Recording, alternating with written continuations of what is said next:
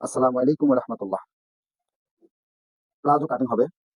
2 গজ 6 গিরা কাপড় নেওয়া আছে।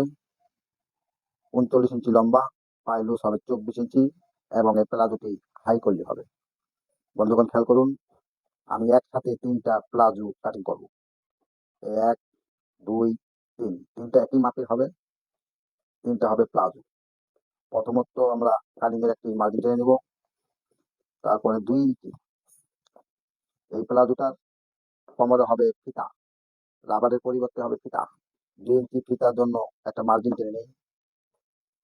লম্বা নিব 39 ইঞ্চি। খেয়াল করুন, 39 ইঞ্চি। 1 ইঞ্চি নিব নিচে সেলাই বাড়তি কাপড়, যেটা মলানো সেলাই দেবো। 1 ইঞ্চি নিব।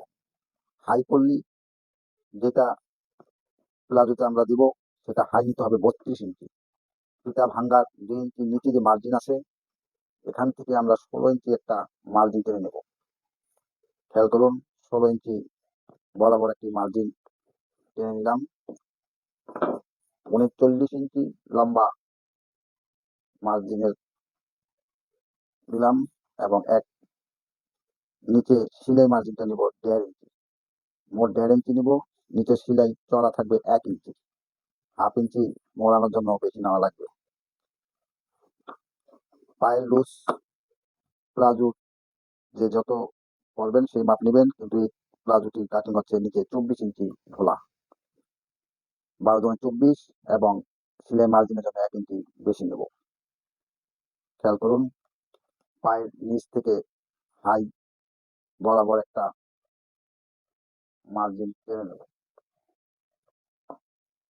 এটা হচ্ছে ঢোলা প্লাজো। প্লাজো এখান থেকে বরাবর মার্জিন দিলে এই রানটা আপনি লুজ পাচ্ছেন।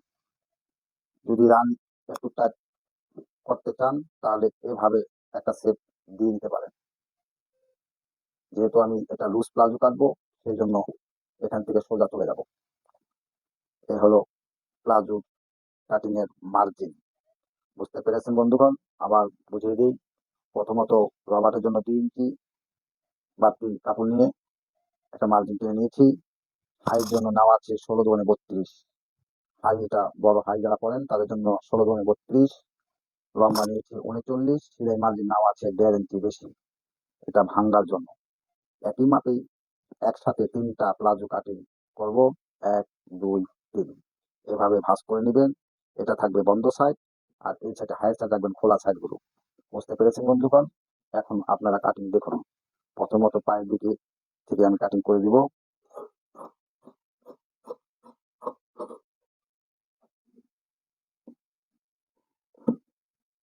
এইভাবে মার্জিন সোজা থাকলে একটু চোকা হবে, তাই একটু ডাউন করে দাও। অনেক সময় চোখের মার্জিনটা হলো ঠিক রাখতে হবে। এটা হচ্ছে ঢোলা প্যান্ট কাট প্লাজো। এখন আমরা এটা যে কাপড়টা বেঞ্চ হয়েছে, এই কাপড়টা আমরা হাই কল্লি দিব। এই হচ্ছে হাই কল্লি।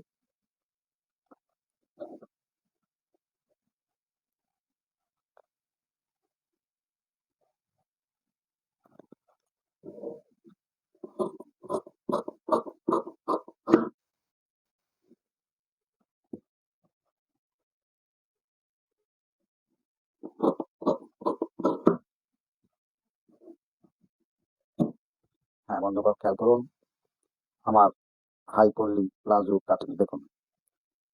এখানে কল্লিটা যে কাটিংটা করা হয়েছে, এটা ভিতরে সেলাই যাবে 1/2 ইঞ্চি পরিমাণ। এখান থেকে চলে যাবেন সেলাই, এদিক দিয়ে উপরে সেলাই হয়ে যাবে। কল্লি হয়ে গেল। এখানে কল্লিটা আছে 4 পার্ট। একটা প্লাজোর জন্য 4টা করে পার্ট লাগবে। এটা হলো পায়ের সাইড, এটা পায়ের সাথে মিলবে। আর এটা হচ্ছে ক্রস সাইড। ক্রস সাইডে চিহ্ন দিবেন, এখানে সেলাই হবে। সেলাই দিয়ে এটা এভাবে এই যে হাই কল্লি হয়ে গেল।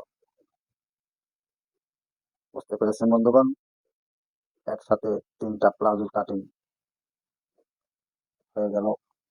সেলাই সময় খেয়াল করবেন, এখানে যে আমি মার্জিন টেনেছি তার নিচে কিন্তু একটা চিহ্ন দিয়ে দেবেন। এই চিহ্নের সাথে এই চিহ্ন এটা মিল করে সেলাই করতে হবে যতদূর উপরে যায়। এই হলো কল্লি লুজ প্লাজো। যারা কাটিং বুঝতে পেরেছেন, তাদের যদি কাটিং ভালো লেগে থাকে, পরবর্তী কাটিং দেখার আমন্ত্রণ জানানো যাচ্ছে। আপনাদের কোনো রিকোয়েস্ট কাটিং যদি থেকে থাকে তাহলে আমাদেরকে বলবেন, বা সেই অনুযায়ী আরো আমি কাটিং দিতে পারবো, যে কোনো মেয়েদের কাটিং